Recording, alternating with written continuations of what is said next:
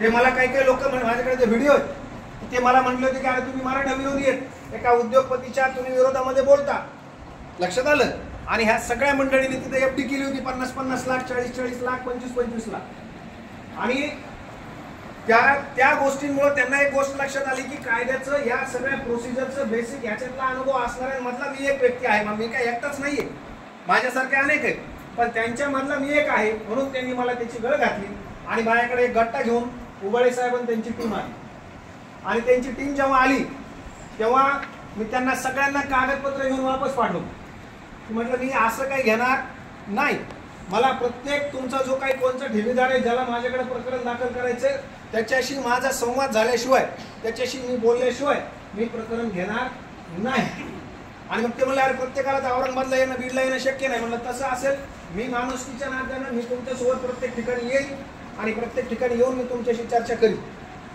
आणि त्यानंतर अनेक ठिकाणी जवळपास 5 ते 6 दिवस वेळ काढला होता, पूर्ण दिवस. ते 5 दिवसाचं 7 दिवसावर प्रकरण आमचं सगळा शेड्यूल गेला. त्यावेळेला आम्ही जेवलो नाही, नाश्ता नाही, पाणी नाही, काही नाही, अशा पद्धतीने आम्हाला फिरावं लागलं. याचे बरेचसे जण साक्षी झाले.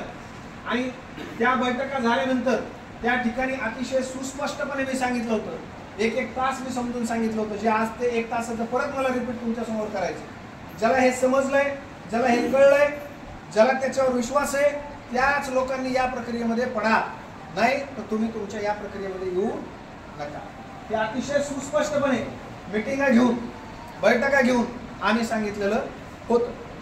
आता अनेक लोक निरक्षर आहेत, अडाणी आहेत, अनेक लोक प्रामाणिक आहेत. निरक्षर आहेत म्हणजे ते काही चोर आहेत, डाकू आहेत अशातला प्रकार नाहीये.